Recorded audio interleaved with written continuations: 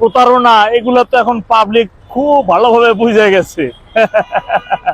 আজকে রাজুতে ঘটনা হয়েছে কি, গত 2-3 দিন ধরে হাসনাত আব্দুল্লাহ মিয়া তার ফেসবুকে প্রচুর পরিমাণে প্রচারণা চালাইতেছিলেন যে আজকে বিকাল 3:30টার দিকে আওয়ামী লীগ নিষিদ্ধের জন্য তারা একটা গণসমাবেশ করবে। আর তার আগে কিন্তু 11 তারিখ তার সাথে মিলিটারি কি করছে ক্যান্টনমেন্টে ডাইকে নিয়ে, এটা আজকে 22 তারিখ তিনি প্রকাশ করলেন, ঠিক আছে। এবং সেনাবাহিনীকে দেখে নেওয়ার মতো হুমকি দিলেন। আর এক সমন্বয়ক সেনাবাহিনীর কোনো সাজোয়া যান বা গাড়ি যদি ঢাকা এরিয়াতে ঢুকে সেটাকে ভাঙিয়ে দেওয়ার জন্য নির্দেশনা দিলেন আর কি। যাই হোক, তো আজকে তিনি এই টিএসসিতে যে রাজু ভাস্কর্যের এইখানে যে পাদদেশে তাদের যে একটি আওয়ামী লীগ নিষিদ্ধের যে গণসমাবেশে ডাক দিলেন, সেই গণসমাবেশে দেখলাম তার ফেসবুকে প্রায় 1,89,000 প্লাস রিয়েক্ট করছিল।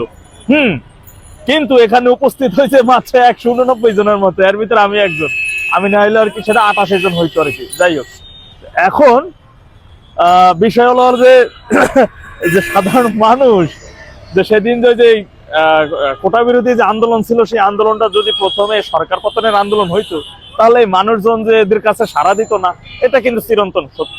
বৈষম্য বিরোধী আন্দোলনে আমি নিজেও একজন যুক্ত ছিলাম, যে বৈষম্য বিরোধী কোটা বিরোধী আন্দোলনের সাথে পর্যায়ক্রমে সেই আন্দোলনটা ধীরে ধীরে সরকার পতনের একটা আন্দোলন চলে আসে এবং সরকারের পতন ঘটে। কিন্তু এদের দাবির কোনো শেষ হয় না। সরকার পরে আসে এক দফা সরকার পতন, আওয়ামী লীগের পতন হয়, ঠিক আছে। এখন পতন হয়ে গেল সরকারের, এরপর তাদের দাবি আসলো কি আওয়ামী লীগ নিষিদ্ধের। এখন নিষিদ্ধ অনেক সমন্বয়ক আবার শুধু নিষিদ্ধ করলে আওয়ামী লীগ নিশ্চিহ্ন করে দিতে হবে, এখন নিশ্চিহ্নেরও দাবি আছে, ঠিক আছে।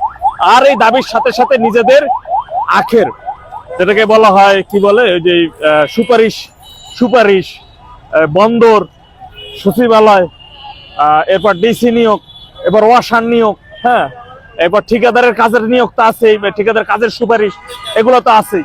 এই রমরমা ব্যবসার জন্য যখন সেনাবাহিনীর পক্ষ থেকে এদের বিরুদ্ধে একটা চাপ প্রয়োগ করা হলো যে দ্রুত সময়ের মধ্যে 7 মাস অনেক হয়েছে, এনাফ ইজ এনাফ, ঠিক আছে। যখন চাপ প্রয়োগ হলো যে এদের যে সমর্থন, সেই সমর্থন থাকবে না, কারণ এখন তো তারা সাধারণ মানুষ নাই, এখন তো তারা একটা রাজনৈতিক দলের নেতা হয়েছে, ঠিক আছে।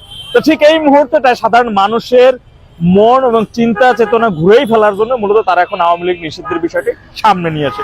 এত সোজা সবকিছু, এত সোজা মানুষের। এখন আজকে হাসনাত আব্দুল্লাহ মিয়া এখানে ছিলেন রাজুতে, ঠিক আছে। তো এখানে যখন দেখলেন হায় হায়, ফেসবুকে আগে আমি হাসনাত মিয়া আমি নিজেই একটা সময় আমি ডাক দিলে পার মানুষের সমাগম হয়ে যাইতো, আর আমি ডাক দিলে পার কত লক্ষ লক্ষ মানুষ রাস্তায় নামতো। শালা আমি ফেসবুকে স্ট্যাটাস দিলাম, লোক রিয়েক্ট হইলে 1,89,000 প্লাস, আর মানুষ সামনে লোক আছে 190 জন। কথা এটা কোনো দ্রুত ভাবে তিনি বাসায় গিয়ে সেনাবাহিনীর প্রতি আমাদের পূর্ণ আস্থা আছেন ফেসবুকে মাইরে দিলেন কথাটা, ঠিক আছে। মানে চিন্তা করেন যে প্রতারণা বা 2 নাম্বারই বা মানুষের মাথায় কাঁঠাল ভেঙে খাওয়ার কিন্তু একটা লিমিট থাকে। তোমরা যাই করো না কেন, এখন চান্দু ধরা খেয়ে গেছো ভাইয়া, আর কোনো সিস্টেম নাই, আবার কোনো কায়দা নাই। যে পরিমাণ নিয়োগ বাণিজ্য, যে পরিমাণ কোটি কোটি টাকা ইতিমধ্যে কামাই ফেলাইছো, বিটকয়েন কিনে জমাইতেছো, তোমরা ধরা খাইয়ে গেছো চান্দু, আর কোনো সুযোগ নেই এখান থেকে বের হবার। আমি দেখতেছি না, কারণ আমি প্রত্যক্ষদর্শী। এই টিএসসিতে দাঁড়াইয়া আমি 17 জুলাই আমি ইমরান হোসেন রাজা, আমি এখানে দাঁড়াইয়া আমি প্রতিবাদ করছিলাম। এখানে সাজোয়া যান, পুলিশের অনেক গাড়ির সাজোয়া যান ছিল ঢাকা বিশ্ববিদ্যালয়ের শিক্ষার্থীদের পিটানোর জন্য। তার আমি এখানে একটা কাউয়াও ছিল না, একটা মানুষ ছিল না, একটা কুকুরও ছিল না রাস্তায়, এত পরিমাণ পুলিশের সদস্য ছিল টিএসসি। তখন এখানে দাঁড়াই আমি নিউজ করছিলাম।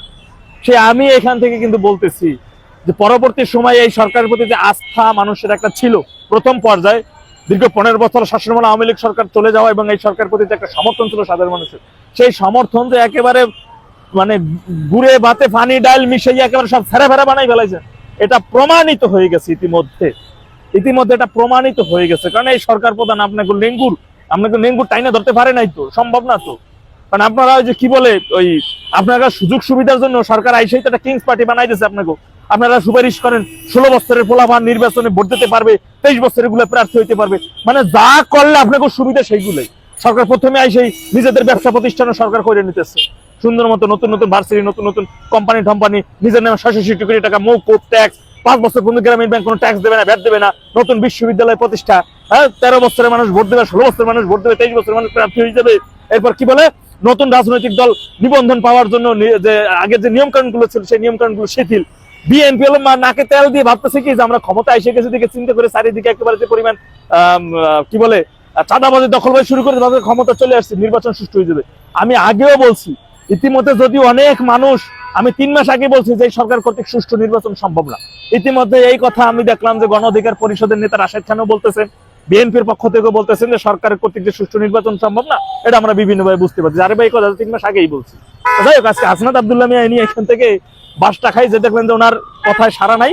উনি আপনি ফেসবুক এখন মানে আর কি বলে সেনাবাহিনী যেখানে পিড়াইবো, সেনাবাহিনী ক্যান্টনমেন্ট দখল নিয়ে নিব, এই সময় তো হুমকি দামকি দিয়ে এখন সেনাবাহিনীর প্রতি আমাদের পূর্ণ আস্থা আছে।